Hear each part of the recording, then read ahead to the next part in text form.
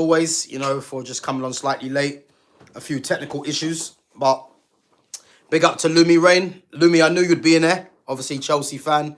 Big up to Sham as well. So Lumi says, Gav, Chelsea will never win the league constantly buying inexperienced players and selling players as soon as they reach a more consistent stage.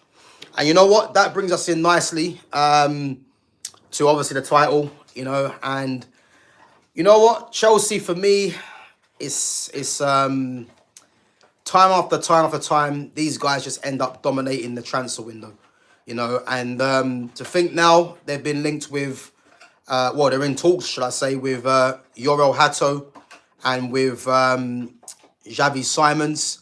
And again, they're trying to get rid of Dewsbury Hall to Fulham as well. So big up to Barbara Joseph as well.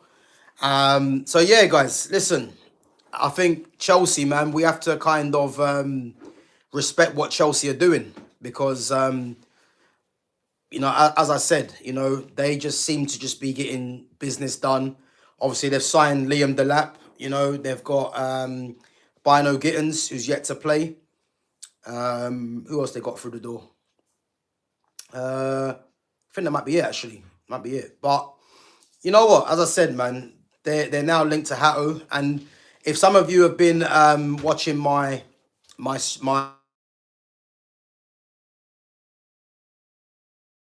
so you will know, guys, that I've been talking about Jorrel Hato for a little while.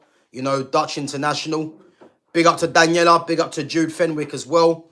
And guys, give me your questions. What do we think of Chelsea? Because I think Chelsea now, two signings, two young signings, two Dutch internationals as well. And I think it's safe to say that Chelsea are preparing for the future. And guys, don't be surprised if Chelsea still sign another player as well, because I do definitely think that's going to happen. I think that their spending isn't done yet, and I think definitely they're securing their future in terms of the talent they're buying. And what I like about what Chelsea are doing is that Chelsea are buying literally the best available talent from all different countries. I mean, if you look at the youngsters they've got, even if you're looking at locally as well, you got likes of, as I said, Colwill, who's rated highly by Chelsea. Fofana, if he can prove his fitness. You got Caicedo, still young, Enzo Fernandez, Cole Palmer, João Pedro, Liam Delap. They're trying to get Xavi Simons and Hato in there as well. Reece James. You know what? Chelsea are actually building a very, very good team, and as Judah said, Chelsea in a few years will be great. Too inexperienced at the minute, though. And the thing is, I agree. I'm surprised, to be fair, that they're actually going with Xavi Simons. I think it was yesterday, that I did say yesterday that with someone like Xavi Simons, for me, he's a bit too similar to a Cole Palmer, to a William Esteval. I thought Chelsea would have gone for someone that's a bit more direct, but maybe they're looking at Bino Gittins as the guy that is going to be their out-and-out winger. But I don't expect him to be first choice. Definitely not, And as I said, I think Chelsea, for me, they are securing their future. And I think unless they go out and sign for me, because if this is Chelsea's business done, then I'll have to agree with Jude and with Sham that I'm not too sure if they're going to do anything this season. Because, as I said, man, I think they do need to bring a bit more experience in there. And again, I'm surprised they didn't bring experience in, whether it be top end of the pitch or even in goal. Obviously they was linked to Mike Maignan, and obviously it looks like they're happy with Robert Sanchez at the minute. But I think definitely, man, yeah, they're going to be a threat for sure in the future. But I would say those two signings, I think that might even secure them, I would say, a Champions League finish for me. I don't think it's going to trouble City and Liverpool. And if you look at Arsenal trying to get Gyökeres in as well, they're going to fancy their chances to try and get that third place, So, but yeah, Jorrel Hato, I like him, centre back or left back, left footed. He's someone for me that is going to be a regular starter for Holland in the future. And again, I watched him play a little bit in the under-21 European Championships. And to be fair, from what I see of him, very composed on the ball.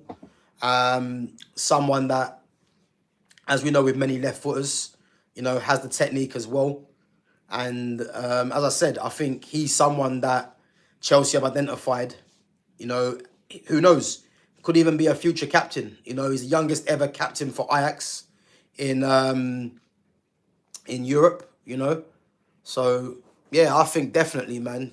He's someone that I would love Man United to sign, but looking like he's going to Chelsea.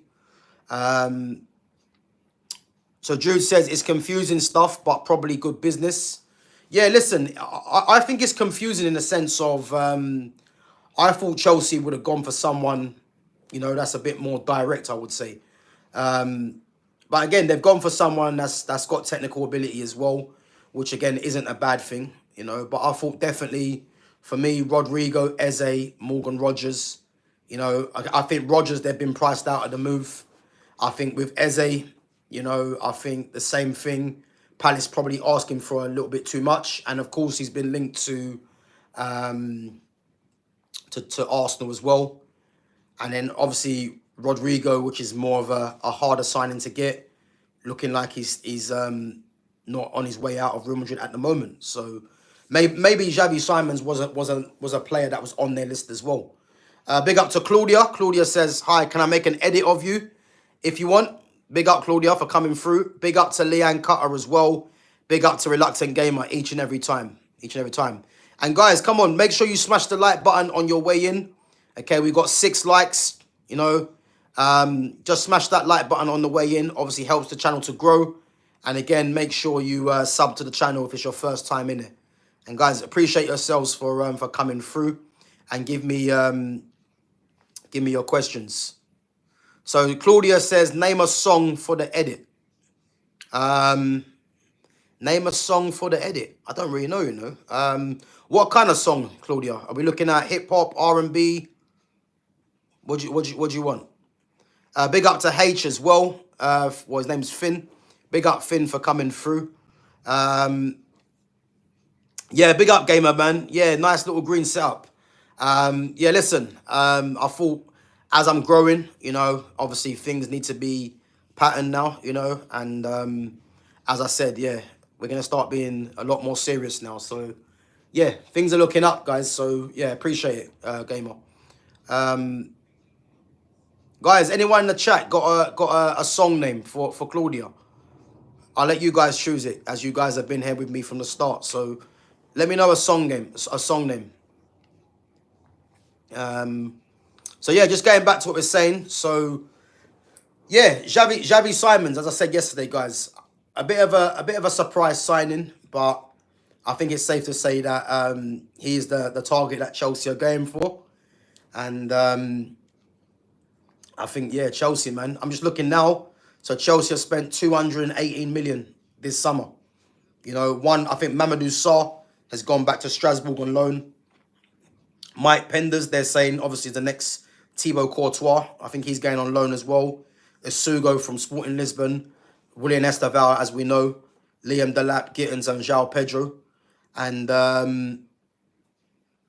let's not forget, guys, you got Giovanni Quenda coming in next season as well. So I tell you now, man, Chelsea are going to be a massive threat in the future.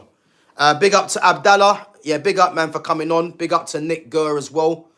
So Jude started off with a great one. Start, bench, and sell. You know what? I love these ones. Big up Jude, man. So start, bench, and sell. Rooney, Suarez, and Aguero. You know what? This is difficult. This is very difficult.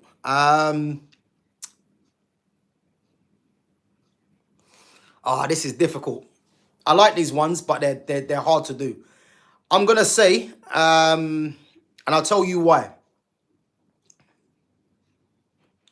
I'm gonna say Wayne Rooney to start. Luis Suarez on the bench, and Aguero to sell. And the reason I'm going to say Rooney to start is because Rooney probably can play. Well, Rooney can play more positions, so he's probably more valuable as because again, this isn't based on your starting lineup. It's based on what player would you start. And I'm gonna say Rooney because Rooney can play multiple positions. I'm gonna say Suarez on the bench as an impact, to come on and change the game.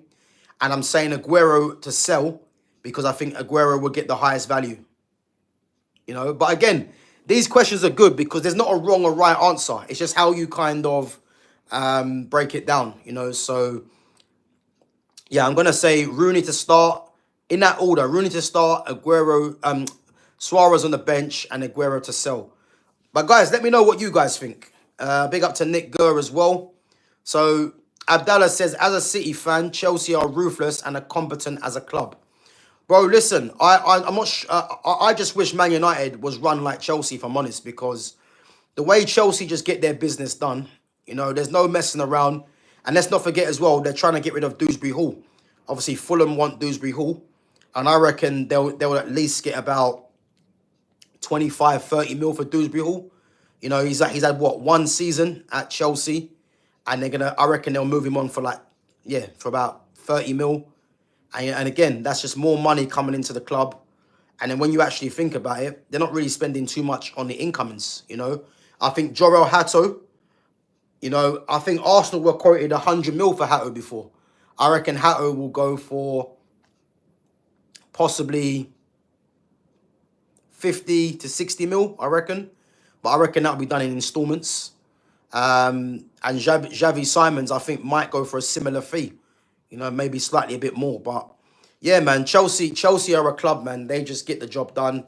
They're ruthless in terms of, they're just ruthless in terms of how they go about their business, whether it's incomings or outgoings. I just wish Man United would run like this.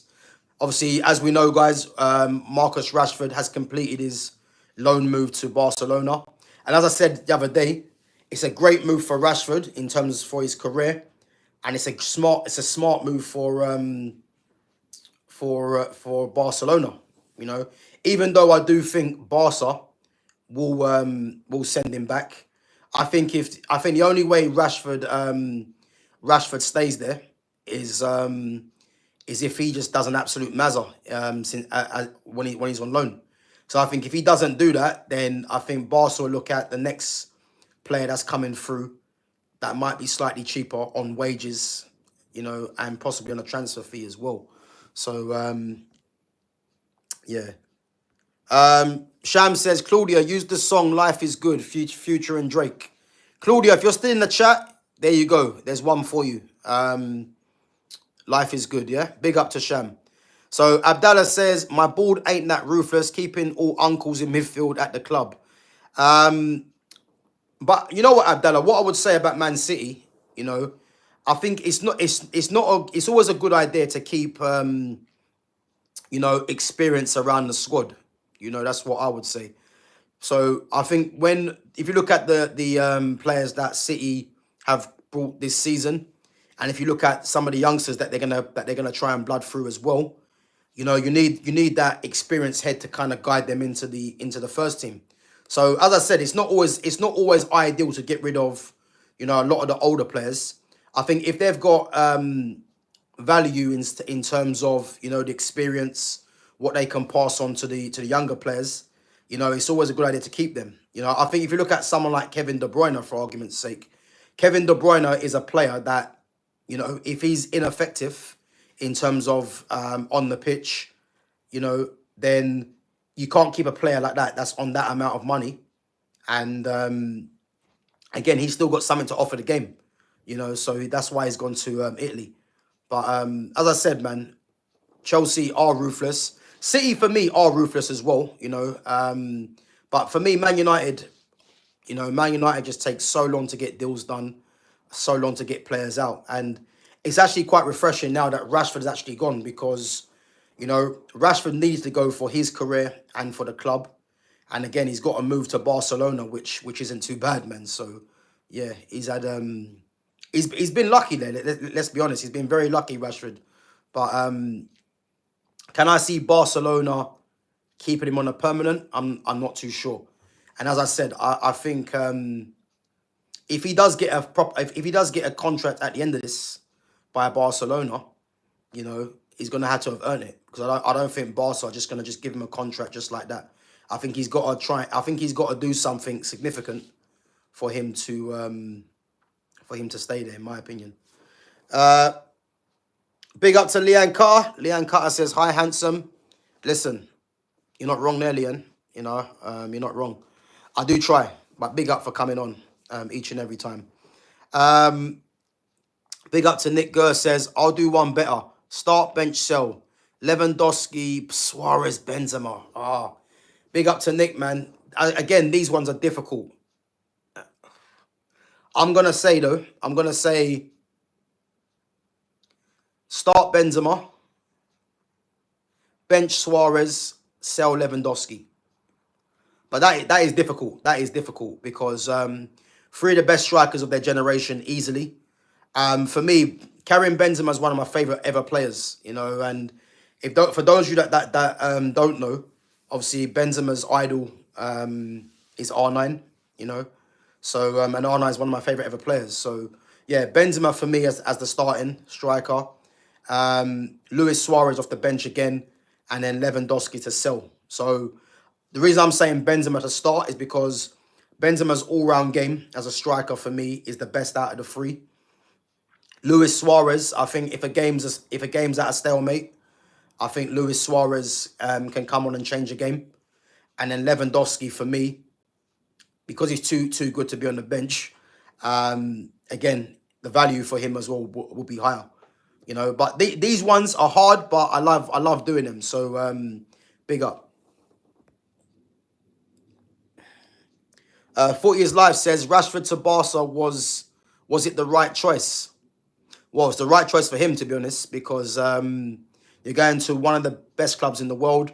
You know, it's a World Cup year as well, so Rashford's going to be in the limelight, you know, and he needs to get his career back on track. The problem for Rashford, though, is that Rashford doesn't go to Barcelona automatically starting. So he's going to have to work his way into the team. I think if we're being honest, Lamine Yamal's a 30, you know what I mean?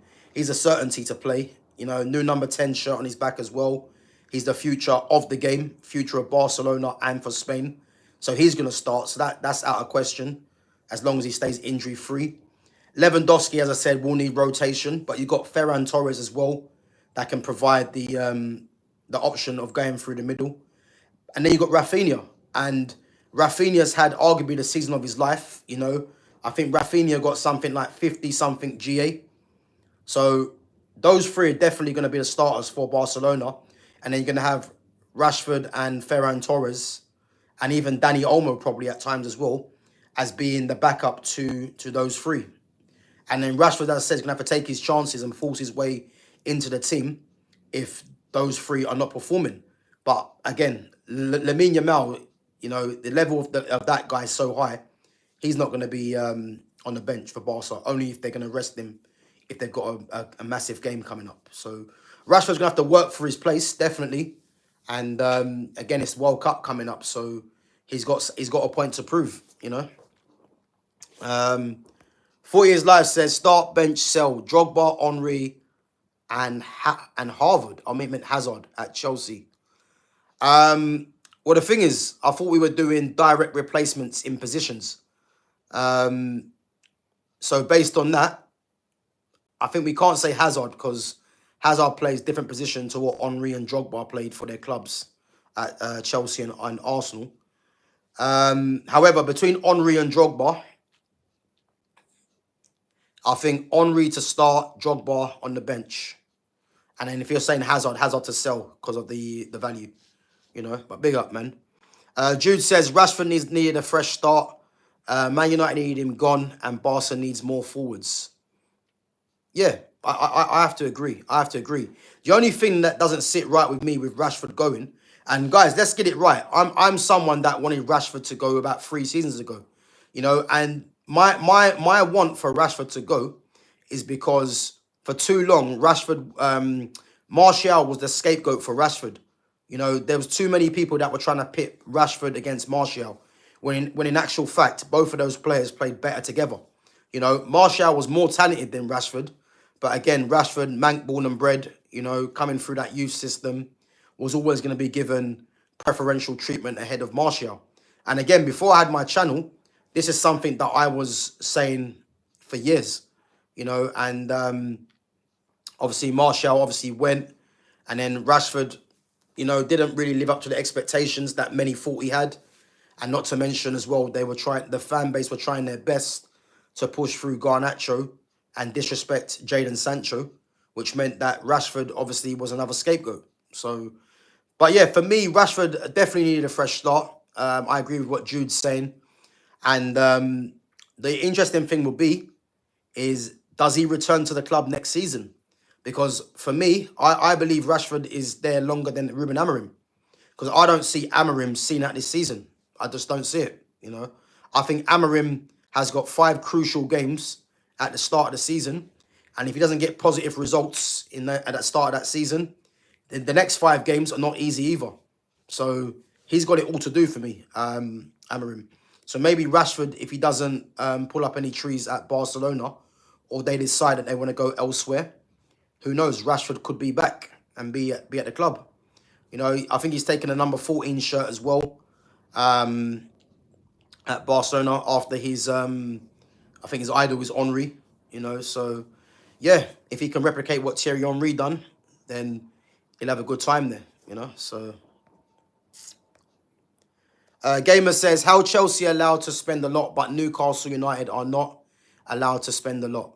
So, again, a lot of it's based on PSR. If you look at Chelsea, for instance, Gamer, Chelsea sell a lot of players. You know, their model in buying young, selling high.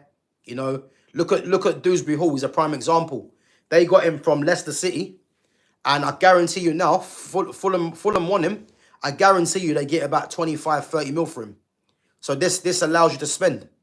You know, not to mention as well that they're signing a lot of their players on long-term contracts. You know, so this is why Chelsea can keep spending. You know, and with Newcastle, you know, again, Newcastle are a team that haven't been in Champions Leagues, you know, in Europe consistently, whereas Chelsea have. So a lot of these factors come into play, you know. And as I said, man, I think Chelsea, in comparison to what they're building right now with their young players, they're gonna take some stopping.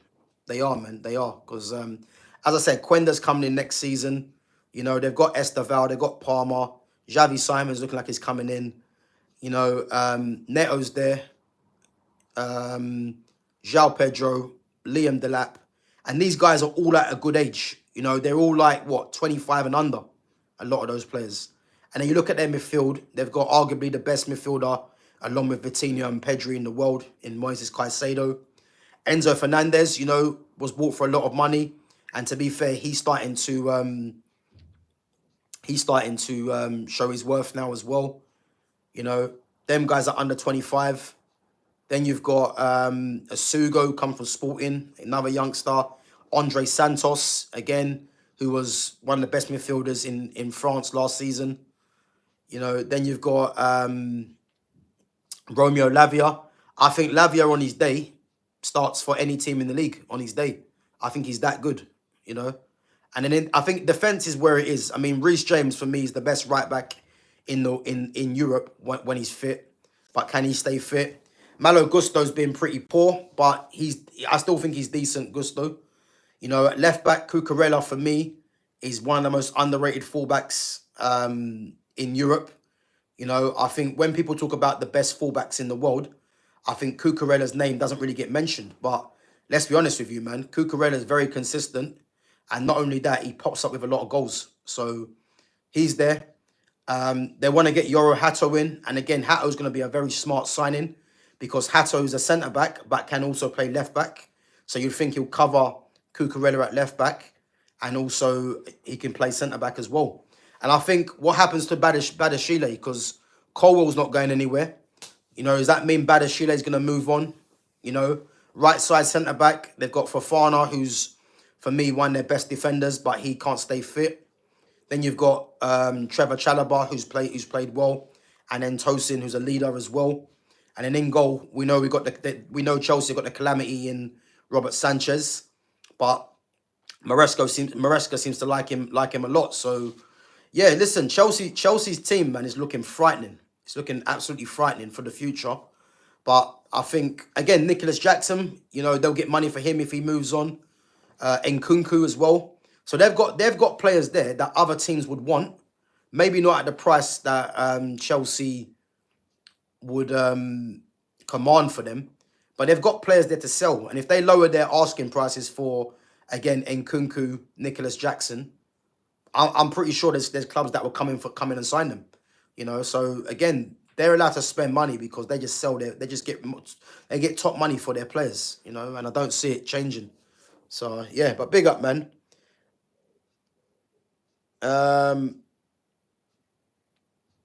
Nick Gers says, what do you think Atletico might be able to achieve with the transfer window they're having? Nick, let me refresh my mind. Who have Atletico signed this season? I think they've signed Alex Baena. Is that right, from Villarreal? I think they've got Baena. They've just signed the right back called Mark Pubil. I think they hijacked him from Wolves actually. There was someone else that they're linked with signing as well. So let me know what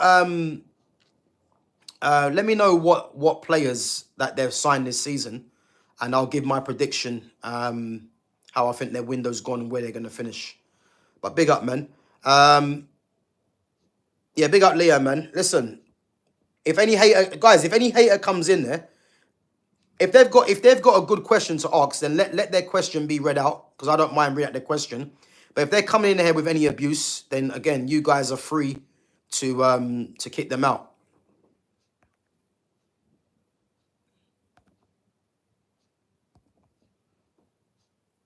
So yeah, if anyone comes in there just talking nonsense, then you're free to kick them out. So 40 Years Live says, who is going to start out of Rashford, Yamal, Lua, and Rafinha? I mean, 40 Years Live, that's easy, man. The front three is going to be from last season: Yamal, Lewandowski, Rafinha. Rashford's going to have to work his way into the team. He's not going to come in there and just start automatically, because, as I said, you've got the best player in the world for me in Lamine Yamal, and he's the star of the future.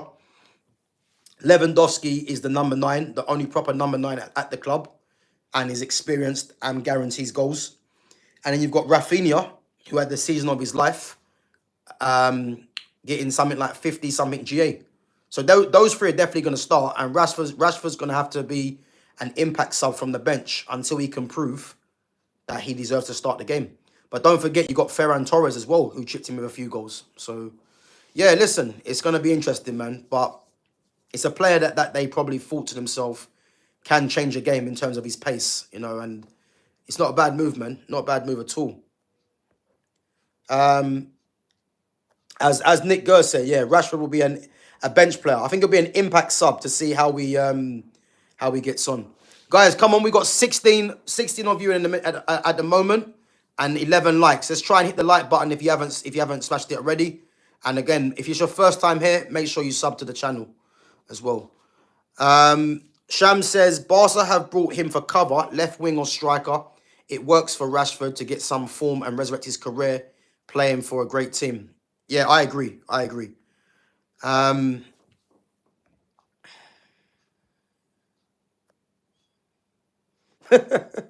So Gamer says, Gav likes the compliments from the women. Make sure you hit the like. Also, bro, I just like compliments in general, man. I mean, if you don't like compliments, then you're in the wrong game, man. But yeah, listen, any compliments are welcome, man. But as I said, this channel is a community I'm trying to build, So if you've got positive words to say, if you've got good questions, any comments, they'll always get read out as much as I can. But if you're going to come in there with abuse, or just talk shit, then as I said, my mods will remove you, If you've got anything positive to say, I said I will read it out. But again, I'm trying to build a positive community here with some good football talk, Gamer says, bench, sell, start. CR7, Hazard, Neymar. You know what, Gamer? Easy for me. This ain't even hard. So I'm gonna start Neymar. I'm going to bench Hazard and I'm going to sell Ronaldo. So Judas said, start Ronaldo, bench Neymar, sell Hazard. So me and Jude more or less have got it the other way around. So I would start Neymar, I would bench Hazard, and I would sell Ronaldo. And for me, the reason I'll say that is because Ronaldo, for me, is someone that has to either start or you sell. So because I want to start Neymar, Ronaldo, I would sell him for the value, and Hazard can come on and change any game. So yeah, that's how I see it going. Nick Gurr says start, bench, sell. Xavi, it's 3 players in it though. Xavi, Iniesta, Cruz, Modric. So I would start Iniesta. I would bench Modric, and I would sell Xavi and Cruz.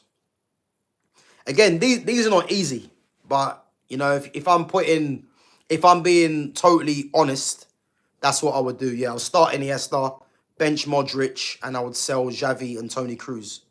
You know, difficult, but yeah. So Sham says, talking about Chelsea, what's going on with Jackson? Are the rumours true that Man United might go for him? I mean, yeah, I think I've heard news that United are interested in Nicholas Jackson. What I would say about Jackson, which is what I've been saying before, you know, I've heard a lot of people say that Jackson's not good enough. You know, Jackson is he's poor. You know, but what I would say is that as long as Rasmus Højlund is at this club, then there's no way people should be saying Jackson shouldn't be coming to the club. That's the actual truth. But do I want Nicholas Jackson? I don't. I don't want him. He isn't my first choice. But I think, as I said to you, until Rasmus Højlund goes, there's no striker really that shouldn't be off the table, because Rasmus Højlund ain't better than any of them. So this is how I'm seeing it, you know. But in an ideal world, Jackson for me wouldn't be someone that United should be signing. And again, I done a poll the other day, actually, I think a couple of days ago. You know, who would you take, Nicholas Jackson or Benjamin Sesko? And I think Sesko was just edging it. And again, I would take Jackson over Sesko for many reasons, you know. So, and Jude says, if we can get Jackson on loan, I won't mind. And again, Jude, you know what it is? If United couldn't get Mateta, you know, I heard links to Evan Nilsson, who I think is a very good player. You know, if United couldn't get players like that, and then the only option was a Jackson on a loan, again, you have to take it, because, as I said, unless Joshua Zirkzee is going to be the main striker, then, you know what I mean? Because me personally, Ivan Toney or Mateta, you know, I'll take those 2 players if it meant that, you know, they was going to replace Joshua Zirkzee as a striker. But, or even Johan Visser as well. I think Visser's a good player. So Tony, Visser, or Mateta for me. But if it's a case where Xerxes is going to play as a striker, then I'll just have Xerxes there, man, and strengthening in the midfield positions, you know. But as I said, as long as Højlund's at this club, Jackson for me shouldn't be off the table. Definitely not. Big up to Hum. Hum's a Chelsea fan. Hum, let me know what you think of your transfer window so far. Because, as I said, man, as the title says, Chelsea just dominating this transfer window yet again. And, yeah, man, they're just... when it comes to the summer window, Chelsea are always at the forefront, you know, whether it's selling or buying. You know, and again, they're linked with 2 of the best young players in Europe. And they're going to add that to a squad full of young players already. Whether that's going to be enough to do anything in the Champions League or the Premier League remains to be seen. I highly doubt it, because I think they need to go and get someone that is ready-made now. But they're preparing their team for the future, man. And it's looking bright, let's be honest.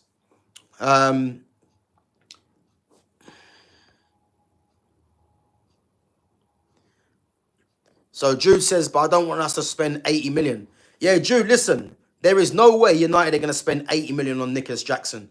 You know, I've heard a lot of the rumours, but United are not going to spend that on Nicholas Jackson. You know, again, I don't think no club spends that on Nicholas Jackson. You know, I think Chelsea apparently have priced him at 100 mil from what I heard the other day, or 80 mil. Again, no one's going to spend that money. I think if Chelsea said, look, we'll take 45 to 50 mil, I think you'll have a lot of suitors for Jackson, but nowhere at 80 mil, nowhere near it. You know, and he's not an 80 million pound player. So Chelsea can value him like that all they want, but no one's going to come in and pay that. That's for sure. You know. Nick says, bro, Garnacho is pretty mid, in my opinion, like Crystal Palace player, if he's lucky. Yeah, Nick, listen. Again, those of you that have been watching my channel from time will know that I'm not a massive fan of Garnacho in the first place, you know. As I keep saying, I've seen a youth team or reserve team at Man United that consisted of the likes of, you know, Giuseppe Rossi, Ebanks Blake, Lee Martin. Like, some of you guys probably won't even know these names. You know, even in the youth, obviously, lots of Pogba coming through, Greenwood, Angel Gomez. You know, there's been so many quality players, Ravel Morrison, that have come into the Man United first team, you know, or couldn't make a regular place in the squad because the quality was so high. And you have to watch Garnacho, who's the worst of the lot by far. So I've never been a fan of Garnacho. You know, Garnacho for me typifies what football has become now. Football's become a very much an athlete's game, and he's someone that heads that because he just gets his head down and runs. You know, with little quality, and a lot of fans have fooled. I think he's fooled a lot of fans into thinking he's doing a lot more than what he is. And now you're getting to see that his attitude, you know, which isn't a surprise to me, because he had a bad attitude when he first stepped into the first team. You could see, and now everyone's clocking on to what Garnacho is all about, you know. And let's face it, guys. You know, if we was to go through every team in the Premier League, just tell me a team who he actually starts for. You know, because you can rule out the top 8 right now. Because in that top 8, there's not a single club he starts for in the top 8. So then we're looking at the bottom half, you know. And I'd argue he doesn't start for any team in the league. You know, I think if we're looking at if we're looking at the promoted teams, Leeds, Burnley, and who's the other team? Leeds, Burnley, and Sunderland. You know, is he better than Dan James? No. And Dan James ain't even that good. But I'll take Dan James ahead of Garnacho. You know, who plays on the wings for Burnley? You know, Burnley had Odegaard there before, but now I think they got, is it Benson that plays there? You know, Benson's more talented than Garnacho. I'm not even sure who actually plays on the flanks for them. But what I will tell you is that he doesn't comfortably start for any team in the league. And that's the problem, because this fan base have tried their best to put this guy, you know, there was talks about him getting a number 7 shirt at Man United, you know, him taking over from Ronaldo, you know, and look how that's turning out. Madness. Guys, come on, 14 likes, and there's 15 of you in there.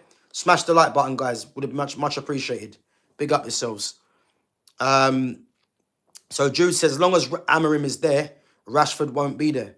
Yeah, I agree, but I think everyone needs to pay attention that Amorim isn't a certainty to be there. As I said, he's on thin ice, really, let's be honest. Because if he doesn't navigate some good results in these first 5 games, pressure's going to mount, you know. And I know there's people out there saying that the majority of the fan base retain Amorim's support. But one thing with this fan base, or fan bases in general, fans are fickle. So it's one of them things where they can retain all the support they want. But if United come into this season off the back of what they've done last season, and, you know, out of the first 5 games, there's like 1 win, if that, you watch how quick these fans will turn again. So, as I said, man, Amorim is not a certainty to be there by Christmas, I would say. So, yeah, who knows? Rashford could be back, because it's a loan move that I don't think Barca are going to make permanent. So, yeah, one to watch, guys. But big up. So Nick Gurr says, Ahmad is pretty good, in my opinion. They should give him chances. Yeah, listen, Ahmad for me is... I think if Ahmad gets regular game time, he's one of the best players in the league. He is. without doubt. The issue that I had with Ahmad, well, it's not with Ahmad, it's with the manager. Because this manager has got Ahmad playing wing back. And Ahmad has so much quality, but because Ahmad is very industrious as well as a player, his skill set is a bit similar, is suited to playing as a wing back in this system. But if you're just playing a 4 at the back and Ahmad can play as a winger or as a 10, he can do his damage in the final third. But at the moment now in his 3 at the back, at this 3 at the back system, he's having to do a lot of his work deeper. And the problem that Ahmad has now is that Ahmad should be starting. But is he going to start? Because on that right-hand side of the pitch, you've got Mbeumo, who's the new signing, who's going to start as the right 10. And then you've got Amarim's love child in Diogo Dalot. That will probably start as well, which means Ahmad could be on the bench, which is crazy. So, yeah. But again, if United was to change the formation, Ahmad would probably have a better chance of starting in the 10, in my opinion, because people will say, oh, how can Ahmad play in the 10? Because he doesn't work hard enough. Well, that's a lie, because Ahmad gets around the pitch, and is creative, and I think Ahmad is a number 10 in a different system as well. So just all you have to look at is what Ahmad was doing for Sunderland on loan. So yeah, this system, this formation, is a massive problem for players like Ahmad for me, because he shouldn't be playing wing back. He shouldn't. And then you got Kobbie Mainoo, as I mentioned before, who can't even get in the team because he can't play as a 2 in the midfield because of the system. So yeah, it's a massive problem. But we'll have to just wait and see what happens, what this manager's gonna do. And as Jude says, Ahmad has to be a starter. He has to be. But I can tell you this now, under this manager, I don't know if he starts, because you've got Diogo Dalot and you've got Mbeumo in the positions that you think Ahmad's going to play. And Mbeumo's definitely going to start. And there's rumours of Dalot being given the number 2 shirt. So, and the manager loves him as well. So I just don't know, man. I just don't know. But there's no doubt in my mind that Ahmad should be in that lineup for sure. So Nick Gurr says, do you think Cucurella should be starting for Spain? They have Grimaldo, Balde, and a few others too. Yeah, good question, Nick. I mean, for me, Cucurella is, as I said, he's very underrated. And, they've got 3 top left-backs there. And they've got Miguel Gutierrez as well, who doesn't even get a look in. If we look at Grimaldo's more of a wing-back in the system he's been playing for Bayer Leverkusen. Balde, for me, I think potentially Balde is one of the best left-backs in the world. I'll put him up there with Nuno Mendes. So I think Balde is going to be the future. But there's no doubting that Cucurella deserves a start. And what's actually funny, is that on my FIFA career mode, I'm actually Spain, funny enough. And my squad, I've got 3 keepers. I've got Unai Simon. I've got Barca's new keeper, Juan Garcia. And I've got David Raya. And then my 2 right-backs, I've got Pedro Porro and Danny Carvajal. The 2 left-backs, I've actually got Balde and it was Gutierrez until I put Cucurella back in there. Then I got the centre-backs in Dean Howson, Pau Gabasi, Daniel Vivian, and Robin Lenormand. And then midfield, I've got Rodri, I've got Pedri, Fabian Ruiz, Zubamendi, Oyan Sanset from Athletic Bilbao, Dani Olmo, Gavi. Obviously, on the flanks, I've got Yamal. I've got Nico Williams, Alex Baena, Ferran Torres, Ansu Fati. And then the strikers, I've got Samu Omarodian, Mikel Rafabal, and Morata. So that's my actual Spain squad, which is a strong squad, But yeah, no, to answer your question, man, do I think Cucurella should be starting? On his form, 100%. But I think going forwards, I expect Balde, if he can stay fit, to challenge him for that left-back spot. But again, Cucurella is very underrated, man. Very good player.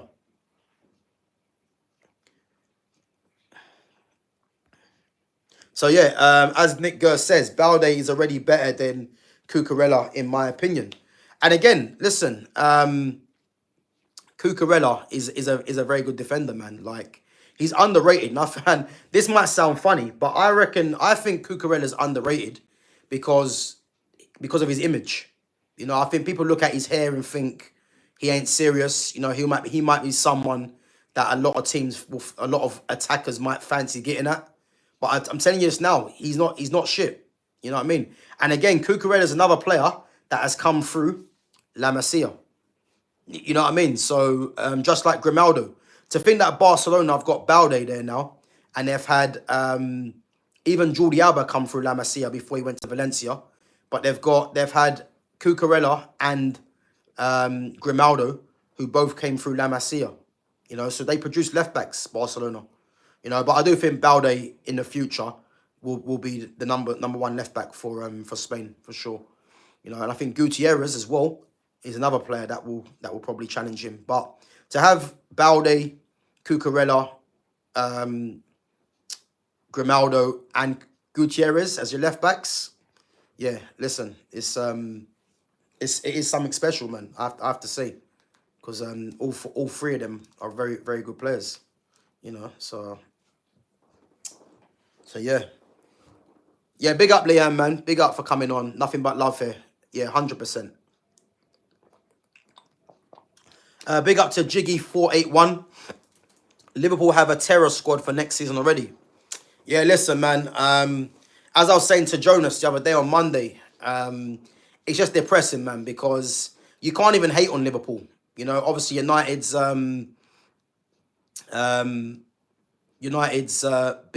biggest rivals, obviously, and it's just frustrating, man, to see that the work that Liverpool are doing, man, in terms of the signings. Obviously, Ekatike now is over the line, signing today, and yeah, it's just annoying, man, that Ekatike, Verts, Frimpong, Kirkes, and guys, as I said already, for me, Liverpool are now the favourites for the title because I had City just edging it, but I think with the sign of Ekatike to go with what they've already got and what they've done, I think it's safe to say that Liverpool have to be considered as the favourites now for me, you know. And I do think Liverpool have another.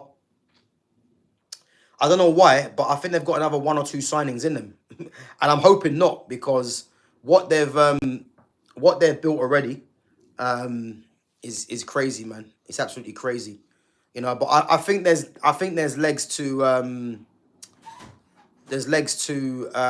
Luis Diaz. I'm not sure if Diaz stays, you know, because it looks like Diaz wants to go, and whether Bayern Munich come in with another bid remains to be seen. But I just got a feeling if Diaz goes, I can see them going in the market for a wide player. And again, will they get another defender, which is a must? I'll be very surprised if Liverpool come out of this window without at least another defender. I'll be very surprised because that means that they're gonna have to rely on both Van Dijk and Konate, who looks like he might be unsettled as well. Obviously, there's been rumours from Real Madrid. I'll be very surprised if they go into that window with just those two, you know. And obviously, Joe Gomez as well. He's another player that can fill in at fullback and centre back. But is Joe Gomez going to be good enough to take over for if one of them get injured? So yeah, that's something for them to think about, man. But yeah, big up Liam, man. Big up to Grex as well. Grex says Embuemo. Yeah, listen, man. This signing took forever, but it's over the line now, man. And thank God. And next target's looking like it's a striker, you know. I'm just surprised it's not a midfielder, you know. And for me, it's actually concerning it's not actually a midfielder because if this Ruben Amorim thinks that going into this season with that midfield is good enough, he's in for a world of shock, you know, because I can see the midfield being Bruno and Ugarte or Casemiro. And as much as I rate Casemiro, it's not going to be good enough because I can see this team in trouble. So I'm just surprised the next target hasn't been, you know, midfielder at least. But again, it's down to Amarim, man, because if he's not trying to push on from midfielder, I'm not quite sure what's going on, you know. So yeah, big up Sham, man. So he says, Leanne, don't make it stop the compliments though. Listen, those compliments will always keep coming. I'm pretty sure of that. So Jiggy says you need more people in here, man. Yeah, listen. Whether they come in and don't want to stay, that's entirely up to them, man. You're not forced to be here. Obviously, you guys that are in there now is because you want to be here. And as I said, I appreciate it. You know, this is a pure footballing chat channel. You know, obviously we can get into other stuff as well. You know, but it's just purely football talk. You know, and as I said, if you enjoy the content, the fact that you guys are here showing support, that's the main thing. And big up yourselves each and every time.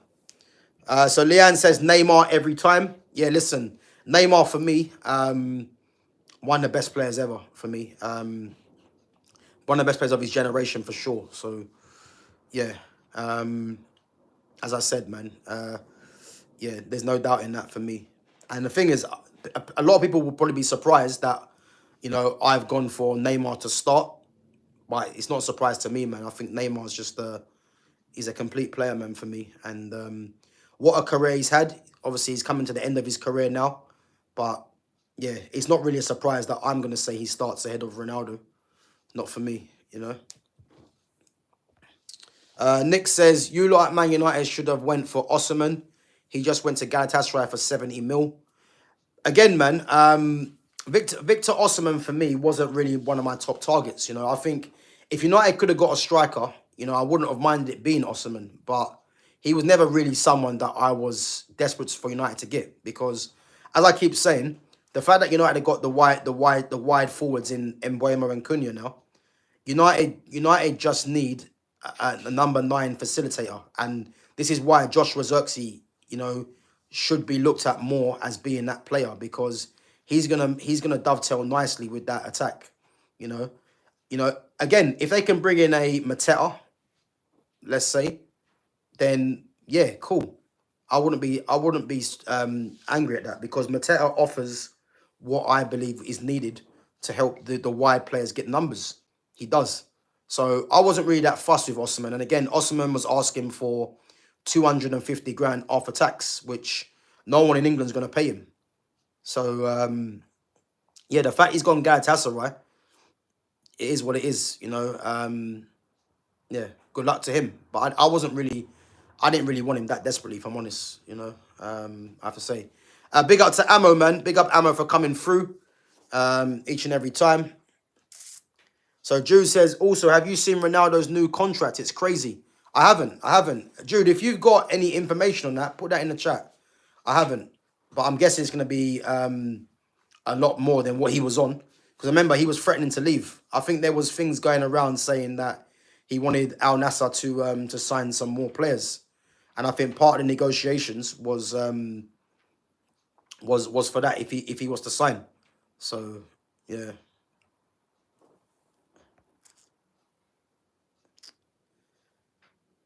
Ammo says Xavi is ready-made. You know what, Ammo, yeah? I wouldn't mind Xavi, if I'm honest. I wouldn't mind Xavi. I mean, I think there's a lot of people out there that think because Xavi got sacked by Barcelona, you know, obviously, Barca sacking Xavi is mad to think of because, again, he's one of their true legends, you know, but it just shows you that these clubs are run properly in that sense because they don't give a damn that he was a legend. They got rid of him because he wasn't the man for the job. But the thing is, at the moment, because of the way Xavi likes to play, the one thing I worry about is United currently don't really have the players that will suit the way Xavi wants to play, you know, and it would need a lot of investment. Although if I look at the players that are at Man United now that would suit what Xavi wants to do, you know, I'm looking at Matthias de Ligt, Mazraoui, Lenny Yoro, Patrick Dorgu, Ahmad, Kobe Mainu, Joshua Zirkzee, Cunha, Mbeumo. So, in actual fact, I think the core of the team, that I'm looking at does suit what what Xavi could possibly do with him, you know. But again, I've not heard any links to that, any links to Xavi. And as I said, you know, Ruben Amorim's got 5 games for me until he's got 5 games to try and get as many wins as possible.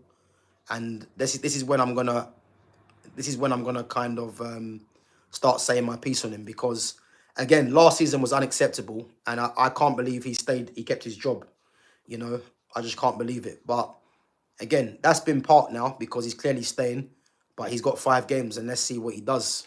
You know, Jude says, so Ronaldo's on 246 million a year. I don't believe that. I don't believe that. No way is he on that kind of money. 246 million a year. Nah, no way. No way. Guys, does anyone believe that Ronaldo's on that kind of money? Because I've not heard that. If he's on that, then that must be one of the best ever contracts given to a football player. It must be the best contract, should I say? It's 246 million a year. Yeah, I've not heard any news about that, to be honest. Jude says, if you have to have Rashford back at the club, but Garnacho gets sold, or would you rather keep Garnacho and sell Rashford?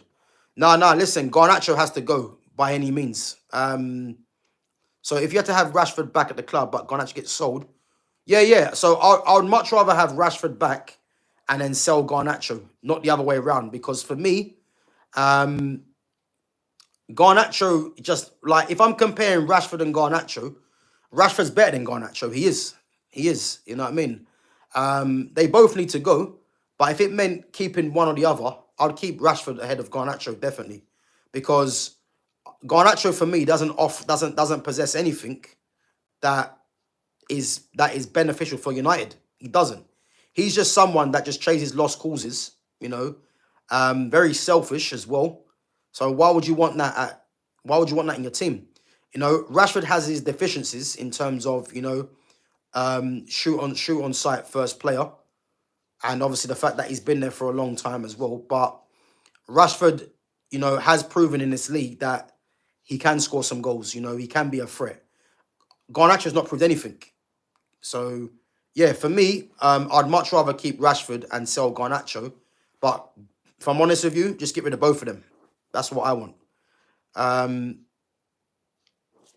But big up, Jude, man. So Nick says, Man United's main problem is that they invest in whoever is playing good football, or a manager who's making a small team play good for a small period of time. They splash the cash. Very poor judgment. Yeah, listen, the club's been run like a joke for years. And I think what's positive is that the signings that United have made in this window, I think in the past you could never see United making these kind of signings. But they've literally made 2 signings that are crucial to getting United back amongst the top of English football. I mean, it's going to take some while, but I think those 2 signings, you know, you're signing 2 of the players that are the best from the rest, you know, and 2 players that could easily go and play for the top 6 teams and start in the league. So yeah, it's not bad what United have done there, but again, there's a long way to go. But I do believe that United will get it right under Ineos eventually, you know, and I'm hoping they do. But yeah, it's a long way at the moment. Big up to is it Shitshi? Yeah, big up for coming through. So Jude says, hopefully the wing backs will turn more into right mids due to Mbeumo. Well, this is the problem. This is the problem, Jude. If you look at the problem in this system, is that if you're going to play fullbacks as the wing backs, automatically by default the system becomes defensive, because the fullbacks, their first fault is to obviously retreat and defend. Whereas if you're going to play an actual winger as a wing back, then a team naturally will be more attacking. You know, that's just obvious. For me, if you've got Mbeumo and you've got Ahmad, you know, those 2 for me have to be either One has to be the wing back, one has to be the right 10 in this system, you know. And then on the left-hand side, again, you got Cunha playing as a left 10. So for me, it's going to be Dorgu. So if you've got Dorgu, who's attacking anyway, Cunha, and then you've got Mbuemo and Ahmad as the two right-sided players, then at least that's a good start because, you know, you've got attackers in those positions, you know. But if the manager thinks he's going to go and play... But the manager I can see playing Dallo. This is the problem. And Dallo is a fullback by trade. And in this system, Dallo should only be playing as a right-sided centre-back, you know. So we have to wait and see what this manager's going to do. But for me, he needs to get it right. Otherwise, his head's going to be on the chopping board, you know. So, yeah.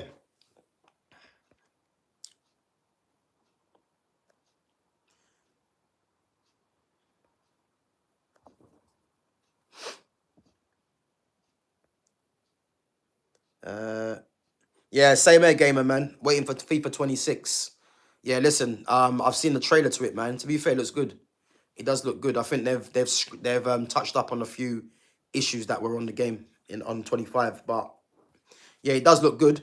But as I was saying to you guys the other day, I'm just sick and tired of seeing Jude Bellingham's face on FIFA now. I mean, why Yamal's not on there is odd. But yeah, we've got to see Jude Bellingham involved in it again, which is crazy, man. Yeah.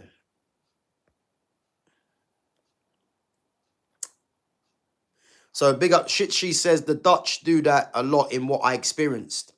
What's that? Is that the fullbacks at wing back or the wingers at wing back? Let us know, guys. Anyone watching the women's semi-finals, Spain and Germany? Spain are my favourites, guys. Spain have got some serious players in their team, man. They got just hit the post as well. So they got Aitana Bonmati. The striker Esther, she's deadly.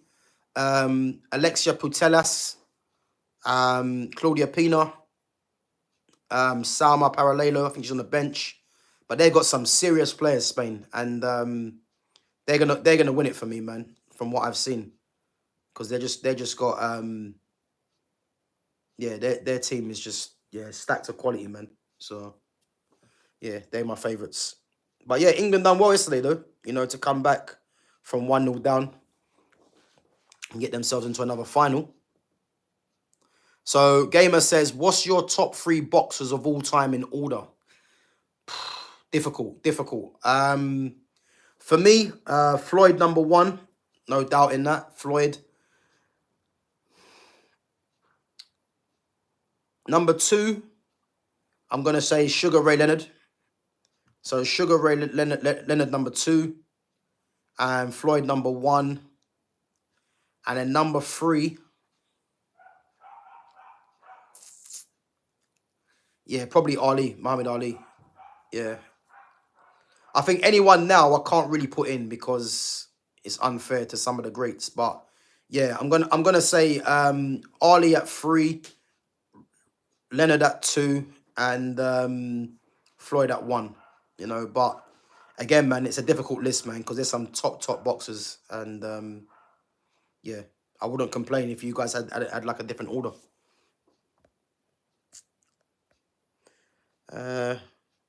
Yeah, listen, Mayweather definitely up there, man.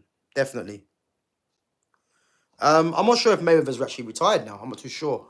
But yeah, Mayweather's something else, man. Mayweather's something else. Like, one of the greatest sportsmen of all time. Easily, you know. Gamer says, I can't hate Liverpool even if they are chasing our main boy, Isak. Football is football. It's about being the best no matter what. Yeah, I agree. You know, Liverpool are making attempts, man, to secure that title. You know, so this is the thing with when you win a title. If you win a title, man, you don't just rest on your laurels. You have to go and strengthen, you know, to keep yourself at the top. And you have to say Liverpool have actually done that. You know, they've actually done that. Lumi Rain says, Arsenal surely going to do it. Do what? Listen, Arsenal ain't doing anything. I can guarantee you that now. Guarantee you that. And I think, again, Arsenal are going to be in a chase for top 4. I think in terms of the title's not going to be not going to they're not going to win the title for me. They'll be in a race for top 4, in my opinion.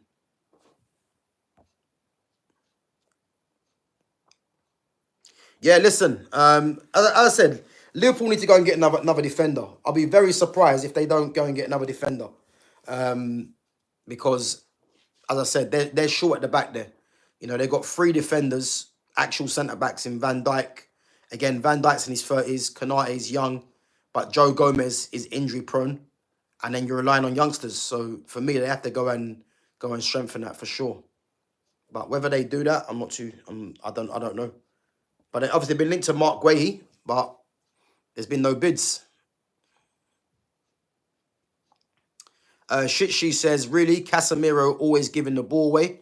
Well, listen, Casemiro doesn't give the ball away no more than Bruno Fernandes. So yeah, I'm not really sure on that one, because Bruno Fernandes gives the ball away more than anyone in that Man United team.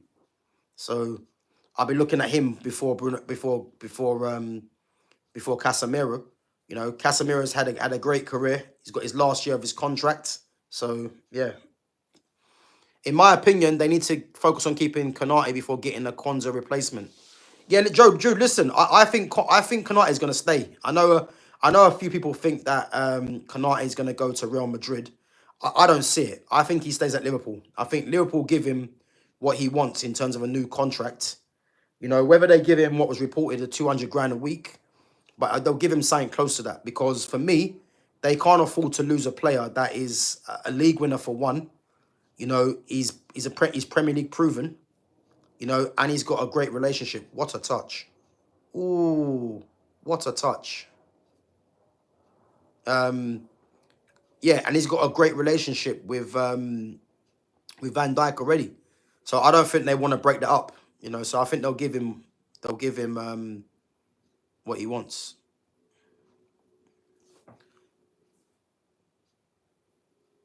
Oh, Spain are serious, man. They're serious. Sorry, guys. I'm just watching some of Spain's football. The touch from Esther, the striker. Great touch off the side, off the outside of her foot. Left foot shot, good save. But yeah, man, they got some quality, man, in that team. I like Claudia Pina as well. Pina's good. I think she plays for Barcelona.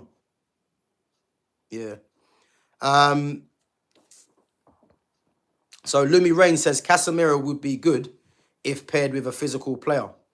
The thing is, Casemiro would shine if there wasn't so many gaps in the midfield. The way that this manager wants to play, he wants to play man for man press, and that's never been Casemiro's game. You know, so if he's gonna play in a way where he wants United to be man for man pressing all over the pitch, Casemiro will get exposed. And if he's playing with Bruno Fernandes against the better teams, they'll get exposed because Bruno's ill-disciplined in the midfield. Casemiro hasn't really got the legs anymore, and there's going to be holes all over the place, which is why United need a more dynamic midfielder, which is why I keep saying, guys, Carlos Baleba is the signing to be made. But the fact that there's no noise on him is surprising, and it's annoying because he's a top player, man. He's going to be one of the best midfielders in the world. I promise you that. You know, I'm confident of that as well. Gamer says, what's a better signing for Newcastle, Visser or Elanga? I'm going to say Visser. Because I think if Newcastle get Visser in, which is looking likely, I think that adds to Newcastle's goal threat, because Visser can link the play as well, and he scores goals. And if you want to rest Isak and play Visser there, you know, Visser would do just as well as a good job as what Isak is doing. So yeah, I'm gonna say Visser will be a better signing. Although I do think Elanga suits what Newcastle were trying to do. You know, for me, Elanga's a good signing for Newcastle, not at the price that they bought him for, in my opinion, of 55 mil. But yeah, they're two very good signs if they get Visser over the line. You know, I do think that. Amo said, yo, you should get in touch with Saeed TV, get on one of his streams. Yeah, bro, listen, I'm up for football talk as in general, man. I mean, to be honest with you, I don't like to I'm not like, I know my experience in football, you know, in terms of where I've played, you know, the coaching and you know, and the amount of football that I've watched, I tend to like, if they happen to see my streams and, they want to get me on, then fair enough. But again, I respect them guys. Obviously, they've got massive channels and they've built it over time. I believe in what I'm doing. If those guys ever wanted to have me on their channel, we could talk some football. Listen, I'm all for that, man, because I just love talking about football in general. So yeah, big up Ammo, man. Yeah. As I said, man, look, I'd love to get in touch with those guys to get on their channel or vice versa, but obviously them guys are busy as well, so they've obviously got their own stuff going on. But yeah, as I said, man, I'm always up for that, man. No doubt. Obviously, I've had Flawless on my channel. I think about a month ago. So hopefully try and get Flawless back on as well. But again, these guys have obviously got their own stuff going on, and obviously I got to grow my channel. So that's the main thing. But big up Ammo, man. Anyway,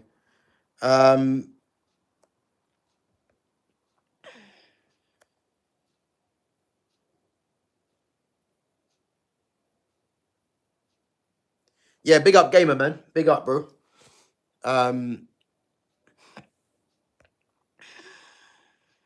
So Gamer says, what's your prediction, Canelo Alvarez or Crawford? I have Crawford winning personally, even though he's jumping up weight classes. I see 12 rounds by decision. Yeah, listen, I can't disagree with you, Gamer, man. I'm going to say Crawford as well. Crawford's one of my favourite fighters to watch. The fact that he's going up, it's not going to be easy. But I don't know why. I think he's going to beat Canelo. I think he's going to beat him. Obviously, again, Crawford's undefeated. But I think Crawford beats him. But one thing's for sure, it's going to be one hell of a fight, and I'm going to be watching that. And it's going to be 4 in the morning. So I've got to try and find a way of staying awake, and watching that fight, man. I can't miss that fight because that's going to be a fight, man. I'm telling you it now. But I'm going to say Crawford. But if Canelo was to win, then I wouldn't be surprised. Again, Crawford's jumping up in weight.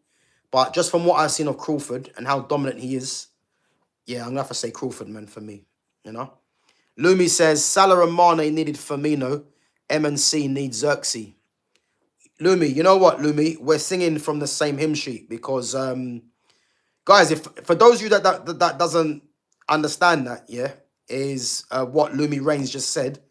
I couldn't have said it any perfectly. And this is why I'm saying Man United's need for an actual striker, a number 9 striker that gets numbers, isn't a necessity, which is why I didn't want Gyökeres. Because Salah and Mane needed Firmino because Firmino was actually a number 10. But because he plays as a false 9 and could link the play, drop into midfield and allow the likes of Mane and Salah to get numbers, this is what United need when they got Mbeumo and Cunha. They need a Xerxes, someone that is unselfish, that can link the play and allow those 2 wide players to get numbers. This is what it's all about. So, yeah, great comment, Lumi Rain, because I think a lot of these things go over people's head. A lot of people will say United need to go and get a striker that gets 30 goals. They don't. That's not how football works. If United had creators, on the flanks, then yeah, you would need a striker that scores goals. But you're getting goals from the wide areas. Not to mention Bruno Fernandes. As much as I don't really rate him, he'll get numbers. Xerxes will get his fair share of numbers and assists. The same with Ahmad. So there's goals that are being shared around the pitch. So all you need now really is a number 9 like a Xerxes, who's the ideal profile of player to link the play to get the best out of Mbeumo and Cunha. Because I can guarantee you this now, if United had a number 9 striker that was hungry for numbers, I don't think you get the best out of Mbeumo and Cunha. Big up to Ennis there. Big up, man, for coming on each and every time. Guys, come on. We've only got 18 likes. Let's at least try and hit 20. So if you're in there and you haven't smashed the like button, make sure you sub to the channel and make sure you smash the like as well.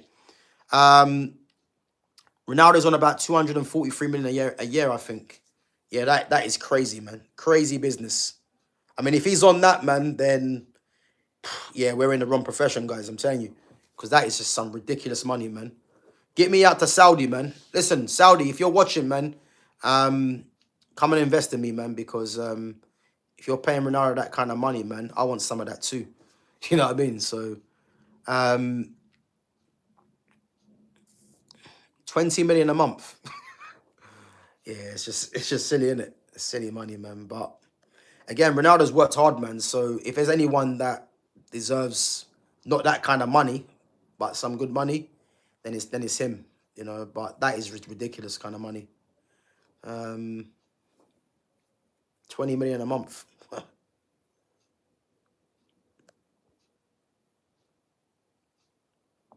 Yeah, listen, Saudi got some again, gamer man.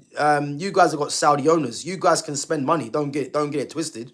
You guys can actually spend the money, but it's the PSR that's killing you guys. You know, because if the rules were lifted in terms of spending, Newcastle will go and spend money on serious players. I'm telling you, they would. He's the highest paid athlete in the world. Yeah, I'm not surprised. I'm not surprised because that is mind-boggling money, man. You know. Big up to Musto from Turkey, man. Big up, big up. I was in Turkey a little while. I was in Turkey about a couple of months ago, Musto, man. But big up for coming through. So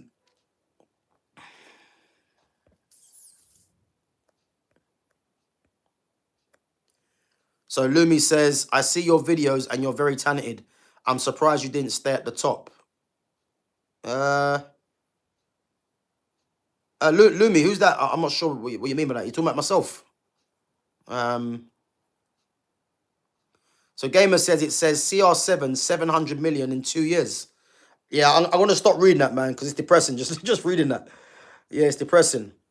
Ennis there says, will you take Morton Humlen at Man United, and do you actually think United will sign a striker this summer? Yeah, big up Ennis there, man. Would I take Humlen from Sporting Lisbon? I wouldn't. I mean, as I said, for me, the two midfielders that I would like, you know, Adam Wharton is a player that I would love to have at United, but that's not going to happen. I think for me, United need to be looking at if I'm looking at this season, two realistic targets for United in midfield, you know. And again, I'm not expecting them to be easy deals to do, but I'm looking at Baleba and I'm looking at Douglas Luiz. You know, United need a midfielder that is press resistant and composed on the ball, you know, and that can build the play through the in between the lines. So Douglas Luiz for me can do that. Carlos Baleba for me can do that. Not to mention Carlos Baleba is very tenacious, you know, as well.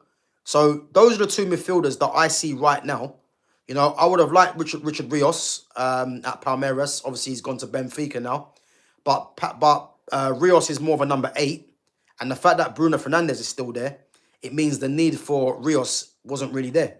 You know, if you get rid of Bruno Fernandes and bring in Rios, then, again, I'm all for that. But I think in terms of what United need, Baleba, Douglas Luiz in that central area, United need legs in there. They need legs in there and they need quality, press resistance as well. So I'm looking at Douglas Luiz and Baleba as the main two. I mean, Humlen, I wouldn't mind, but those two for me are the priority targets. Adam Wharton for me is more of a next season signing, you know, because he's going to be a top player, but I don't believe United can get him this season. So yeah, I'm going to say Baleba and Douglas Luiz. I can't really think of any other midfielders out there, you know.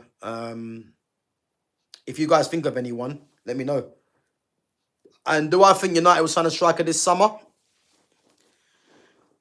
Honestly, I'm not even too sure. I honestly don't know because you know, there's been links to so many different players. There's not really been one that's nailed on.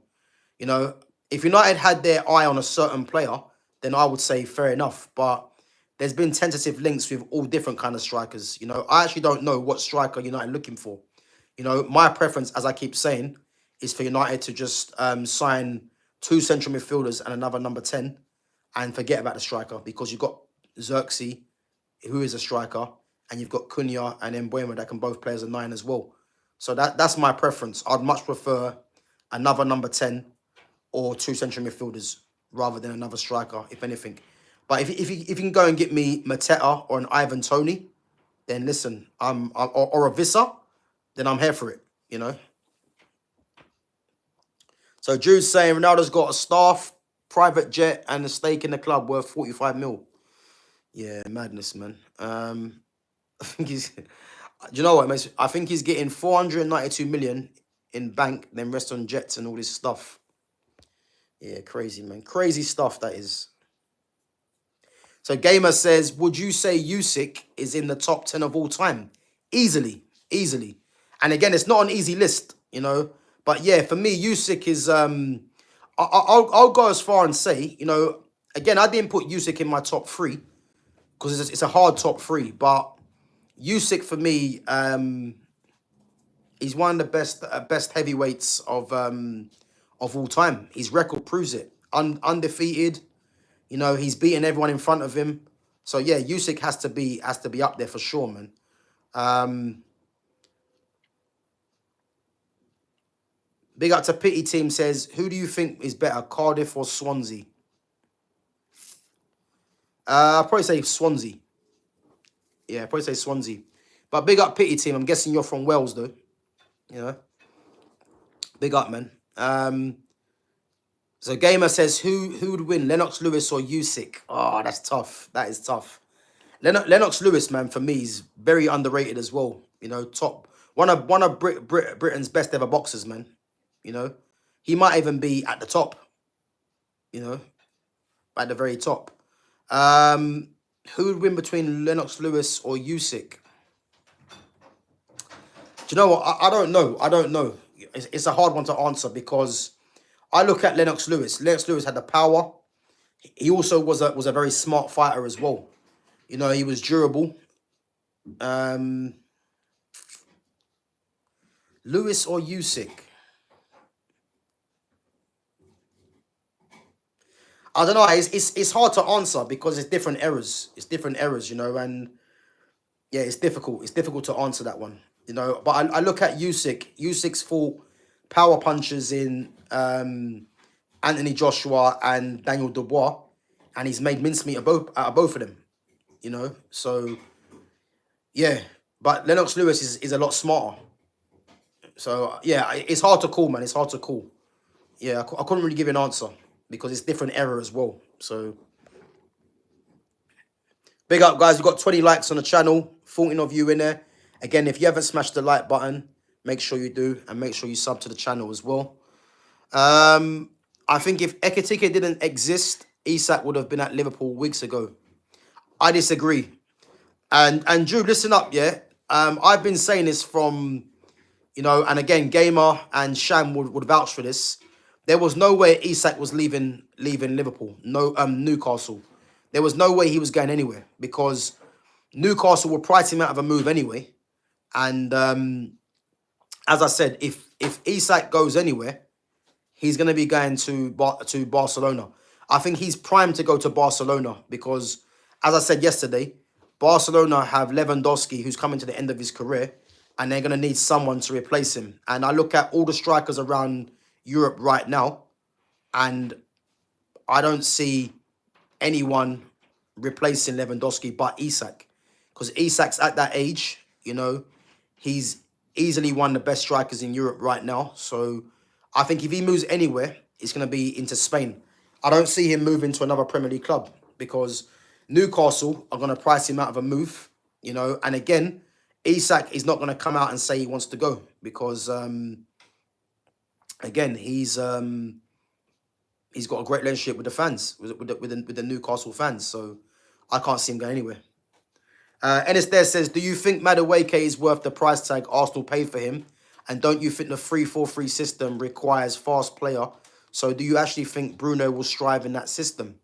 So yeah, good question, Ennis there. So in terms of Madueke, is he going to be worth the price tag? Hell no. Hell no. As I said, like the fact that Arsenal have paid 52 million for a player that doesn't start for them is actually laughable when you actually think about it.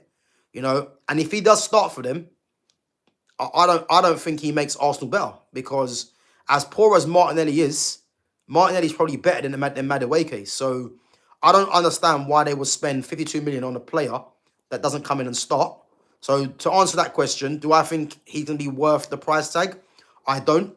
And I think he's going to decrease in value as well. And the 3-4-3 system requires fast players.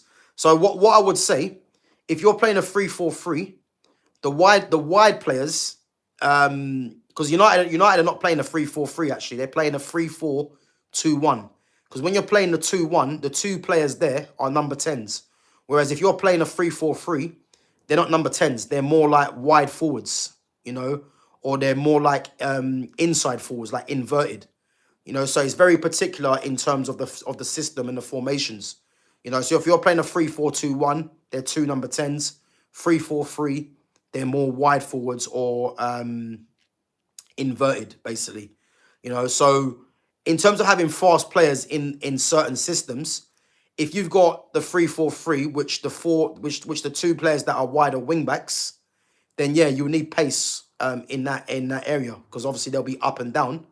And then if you're playing as the two that's out wide, you can play as a 10, but it's more like inverted wide players, I would call them. I wouldn't call them number 10s as such, So for me, yeah, the 3-4-3 would require pace on the flanks. And again, yeah, you would need pace in the as the wide players anyway, but yeah, Ruben Amorim's playing a 3-4-2-1, which again requires different kind of personnel in them system, Again, I'm not a massive fan of the 3-4-2-1. I'm not. 4-3-3, 4-3-2-1 for me is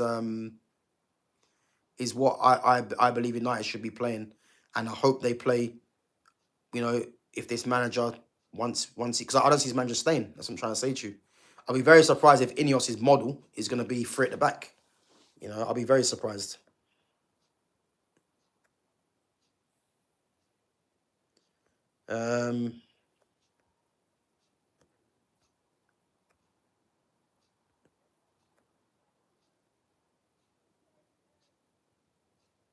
Yeah, gamer man, big up, appreciate it, bro, appreciate it, man. Listen, I'm not here to hate on any other YouTuber, because again, running a YouTube channel is not easy, and a lot of these guys that are running their YouTube channels, they're putting the work, man, and this is what I'm trying to replicate as well. So yeah, listen, I appreciate you saying that, man, but again, I know what I can do, and I know the experience that I've got in football in general. So yeah, I got to build my own path. And again, you guys coming through, supporting the channel, again, it's much appreciated. So yeah.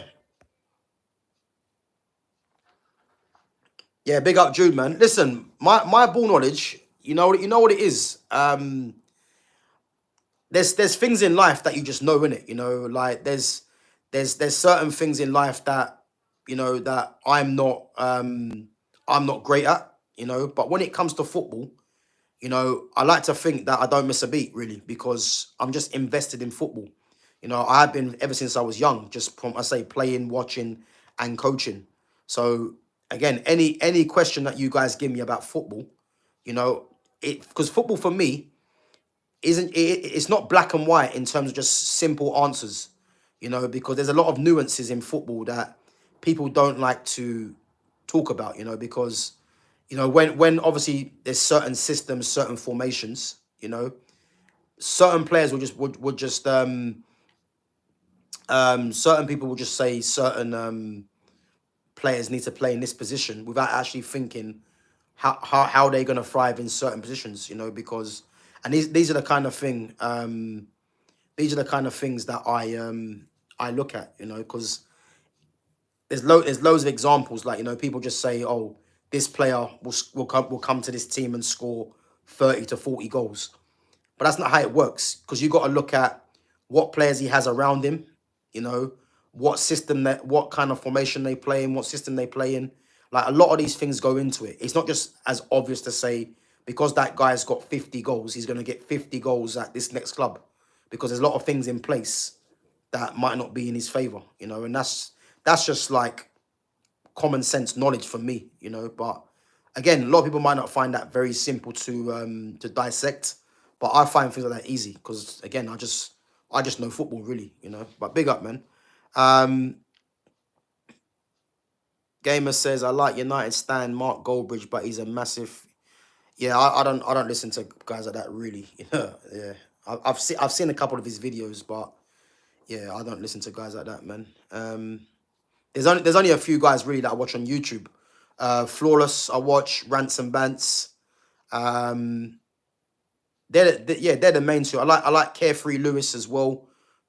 Chelsea YouTuber, Lee Gunner. I like to listen to as well. Yeah, they're the guys that I kind of watch. Again, I like watching. Is it Mandem talk as well? Yeah, those guys are the guys that I do watch regularly. So yeah, big up, Leanne. Yes, Gav's knowledge about the game, players, and how tactic work is 100. Yeah, big up, Sham. Guys,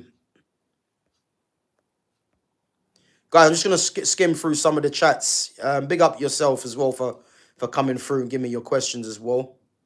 So Leanne says Bugatti or Bentley. Oh, easy for me, Bugatti. Has to be a Bugatti. Come on.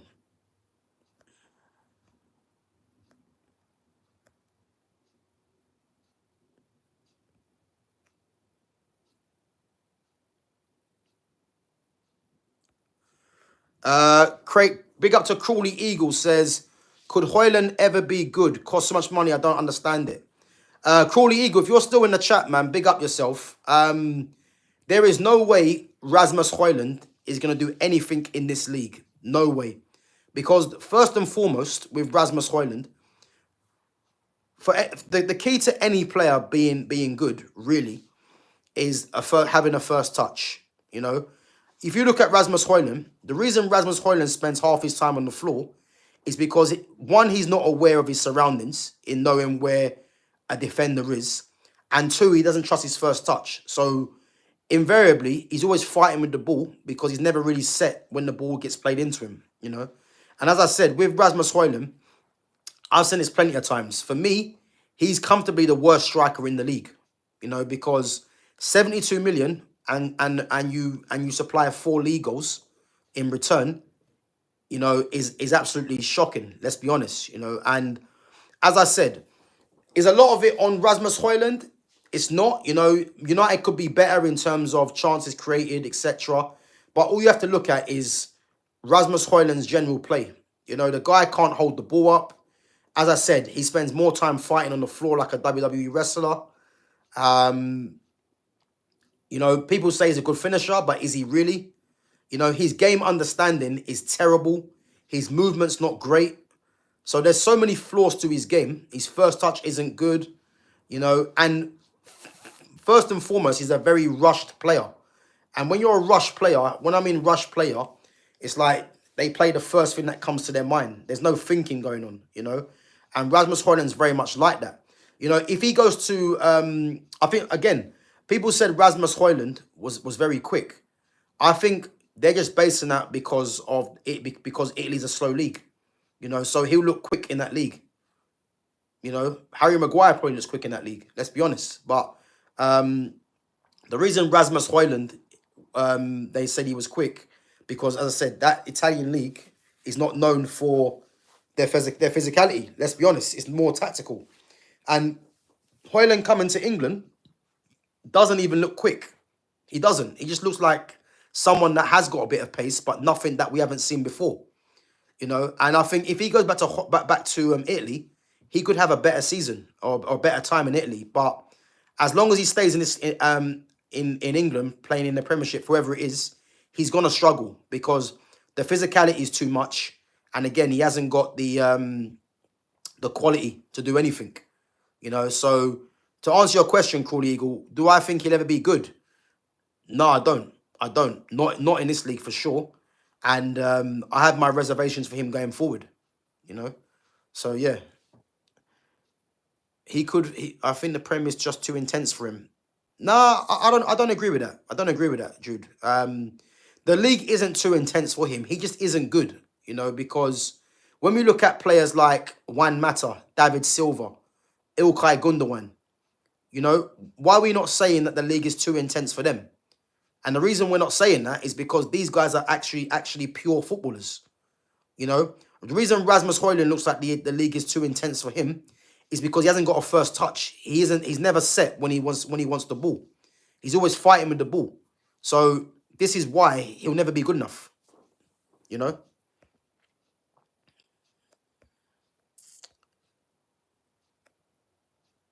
So is it not interesting that the youth team aren't playing the same system as the first team? I thought it was essential so that it will be easier for the young players to adapt. Yeah, big up Enes there. Enes there, listen, I'm actually glad that that's not happening because that's telling me that the manager's not there for the long term. You know, because if you look at when Louis van Gaal was here, Louis van Gaal had the under 23s playing the same way as the first team. So that when you take a player out from the under 23s, the transition is seamless. So the fact that United's 23s are not playing the same way as the first team, I actually think that's actually a good sign because yeah, it's showing to me that they could easily change the manager, which should always be the case for me, you know. Jude Fenwick says 40 million plus for that Ajax defender. What for Jorrel Hato? I heard 60, but if they get him for 40, then it's a coup. Big up to Michael O says, what's your opinions on Arteta? For me, he should have been sacked 3 seasons ago. You know, I think he's done well to build a team that competes for top 4. But if Arsenal want to go to the next level, Mikel Arteta is not the answer. He's not. He's not the answer because he's had way too much time to prove that.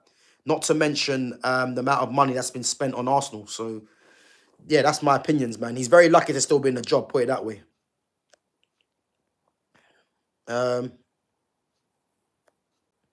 Big up to Shay Edits as well. So, Crawley Eagle says, if Sir Alex Ferguson came out of retirement and said he wanted to get United back where they belong, would you take him back? No. No, I wouldn't. Why would I take Alex Ferguson back? Ferguson had his time. You know, he was one of the best managers of all time. But Ferguson's not doing nothing for Man United now because football's a different era now. It's a different era. You know, a lot of the things that Ferguson got away with, you know, management-wise, he couldn't get away with now. So football's different now. It's a lot different. So to bring Ferguson back, there's nothing saying that Ferguson would do a better job than Ruben Amorim. No one knows that, you know, because a lot of things have changed. But yeah, great manager in his time. But yeah, let's allow it, man. He's not going to come and do anything for United now. He's not.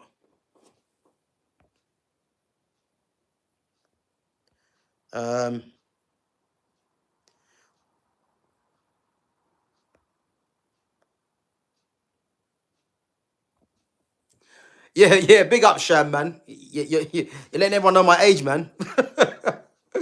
Yeah, big up, man. Yeah, I do support Man United. Shay Edits, I do, man.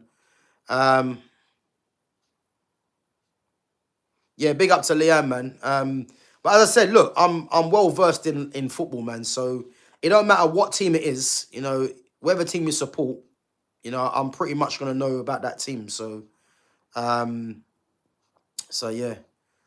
So Michael O says Ferguson had a two-man race at most, being richest club in the world. Premier is now owned by billionaires.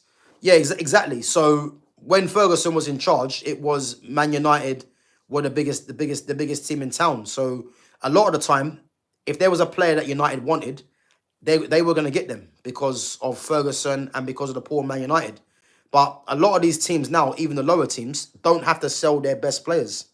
You know, as I said, football's changed a lot now, and it's not a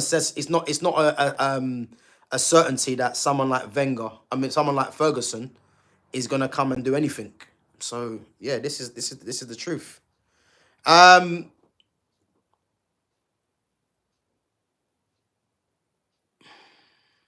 So Cruel League says you can play your best 11 each week with no Europe and get them to really gel and then build on it.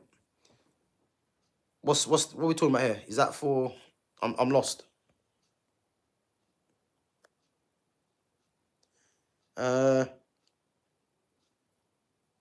So Michael O says, so how can you say Arteta has failed? Easy, because put it this way, Michael. Yeah, Arteta's been there for how long now? What, 6 years? You would say 5 or 6 years, and he's got one trophy which wasn't with his team because everyone knows that was Unai Emery's team. So the amount of money he spent on that squad, you know, you would have at least thought he would have won at least one trophy by now. To think that he's won nothing, you know, and again, you know, people will say, but he's finished second 3 times in a row. Second just means you're the first loser. Yeah, that's what it means. So there's no kind of, you know, congratulations that they finished second, because, as I said, finishing second just means you're the first loser. And for what Arteta's, I mean, I give Arteta credit in the sense that he's got Arsenal from where they used to be, being competitive, but they haven't won nothing. So how long are you gonna keep giving him until he actually wins something? Because he should have been gone 3 seasons ago, in my opinion. So again, if he wins nothing this season, and let's get it right. When I'm saying he's got to win something, I don't mean Carabao Cup and FA Cup. He's gone past that now. The money that he spent on this squad, he now needs to win either a Champions League or a Premier League title, which he's not going to win, in my opinion. So why are you keeping him? This is the honest answer. You know, Shay says Messi or Ronaldo. Messi.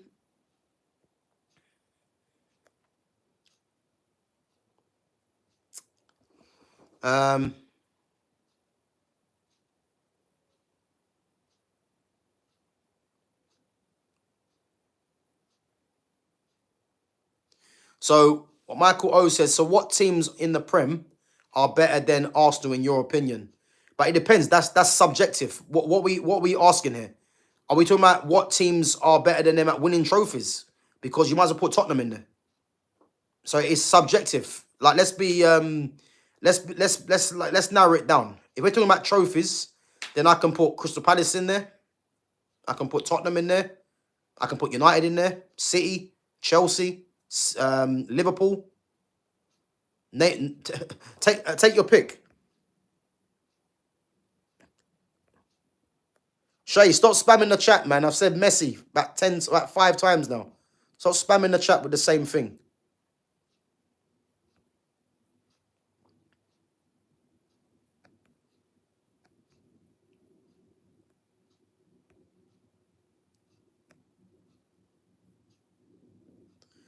So Michael says the amazing Liverpool team that couldn't even beat us. Bro, they won the league title. What are you talking about? What are you talking about? They won the league title, man. What do you mean?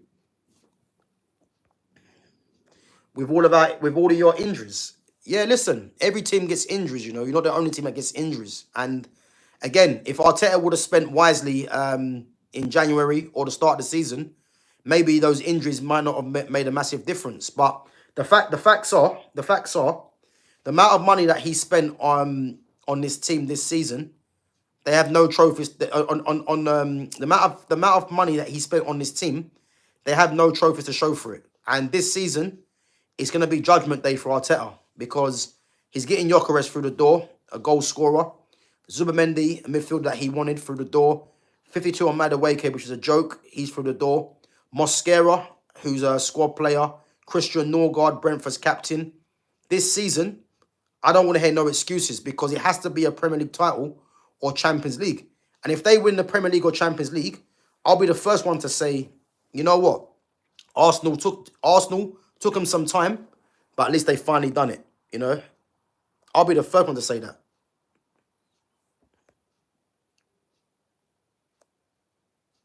So Crawley Eagle says, do you remember when Crawley came to Old Trafford? Yep, I do.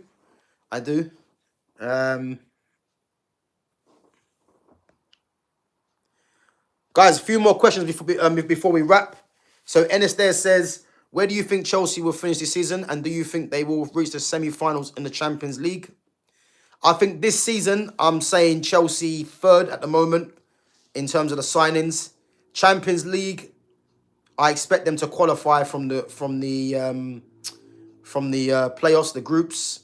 But I think if they meet a PSG or Real Madrid, I know you beat PSG in the Club World Cup, but if they meet a PSG or Real Madrid, a Barcelona, any one of them teams, I think it could get a bit sticky for them, to be honest with you. You know, but again, they still got players that you'd think there's players out there that they might sign. So yeah, who knows, man? But I don't know if they'll win either one. I'll be honest.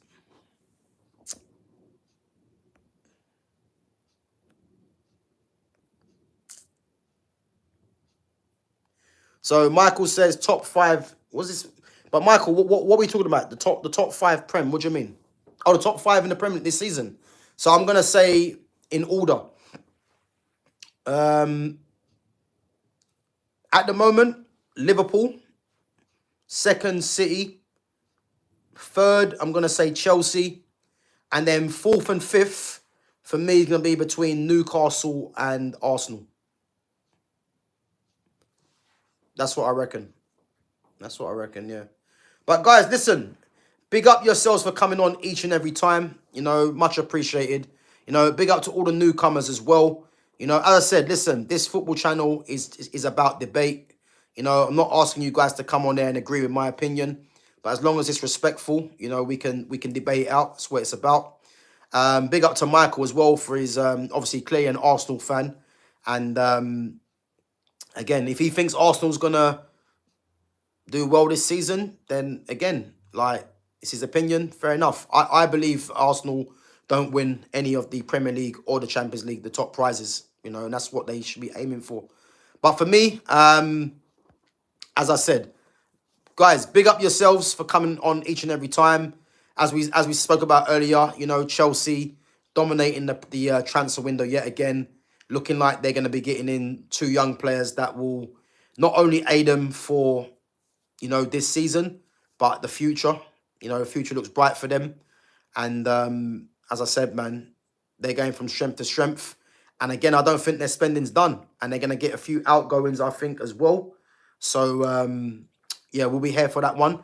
So, guys, yeah, I'll be back tomorrow, definitely. Not sure what time yet. I might have 2 streams on, so I might do one in the morning. So keep an eye on the schedule. I'll let you guys know.